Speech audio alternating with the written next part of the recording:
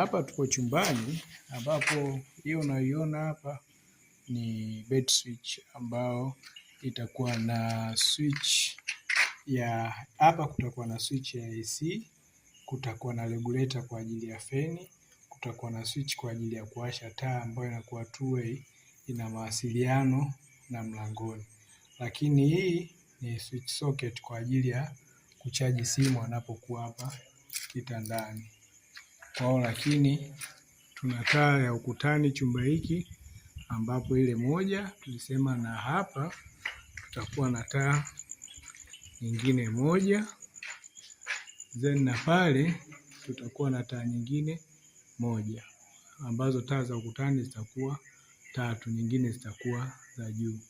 Lakini licha ya switch socket iliyokuwepo hapa kwenye bed switch, ana switch nyingine pale, kama atakuwa ameweka labda dressing table akaweza akatumia ile switch socket ya pale. Na pale mlango wa kuingia chooni kuta switch kwa ajili ya kuwasha taa, lakini na kuwasha hita ya chooni. Lakini kule ndani ukiingia chooni kuna switch socket ambayo ya shaving. Hapa katikati kutakuwa na kioo, lakini na ile ni pointi yetu ya hita. Huku ni chooni.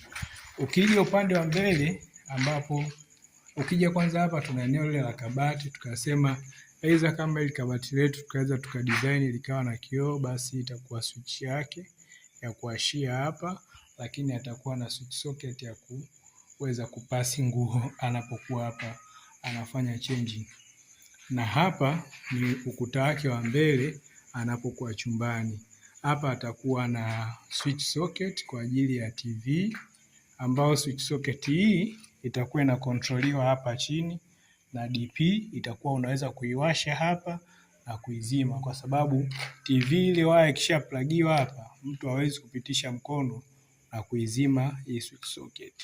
Na hii box hapa ya single ipo kwa ajili ya data ya TV, ambazo TV nyingi sasa hivi zipo kwa mfumo wa kutumia networking. Kwa hiyo hapa itaingia line moja itabaki kwa ajili ya networking, lakini line nyingine itakuja itashuka chini hapa itakuwa kingamuzi, then hapa nao kutakuwa na extra networking kwa ajili ya mtu kama na laptop anahitaji kutumia networking, akaweza akatumia either sim, akaweza akatumia point hapa.